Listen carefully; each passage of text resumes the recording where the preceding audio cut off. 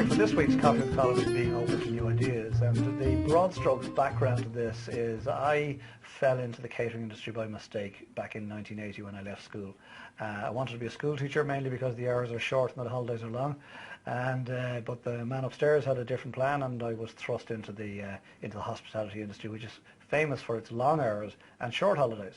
But I learned a lot, had a very rewarding career over many years in the industry, and I still love it to this day. But in terms of me suggesting we be open to new ideas, my training was in the cafe industry, and when my cafe business failed, the most obvious thing for me to do was to open up another little coffee shop and expand that idea. My dad always used to say that I'd make a fortune in my own little coffee shop. I really was never interested in that idea because the coffee shop on the corner is very much in the self-employed arena.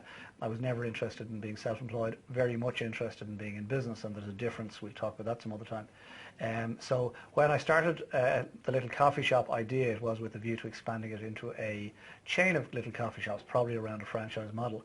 But being open to new ideas, thankfully, I met the man on the train. We've discussed that in another Coffee with Colin earlier, and that led me to the opportunity around school lunches, which is how Carambola was born. And Carambola today is a multi-million euro business, thankfully, that employs a lot of people nationwide, and we have a nationwide business supplying school lunches all over the country.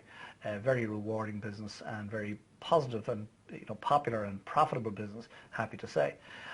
So I wouldn't have gone there had I not been open to new ideas, and I think it's really important that you and I are open to new ideas, new ways of looking at the world, and that we don't just follow our core training.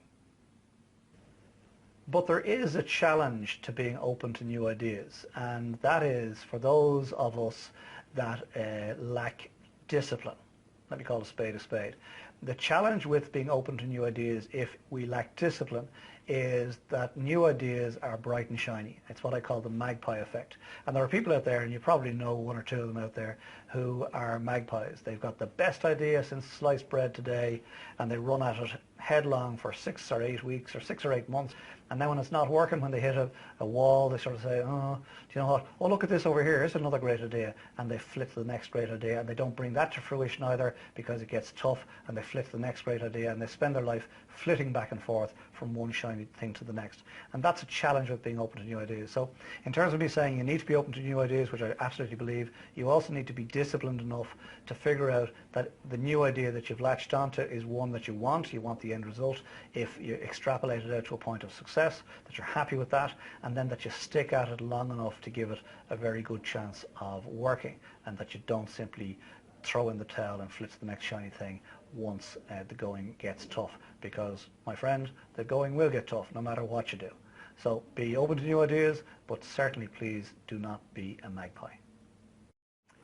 So I hope you got something from that particular Coffee with Colin around being open to new ideas. Bear in mind the lessons in the story as you go into your next week or so, and use my experiences to help you inform your decisions over the next week or so.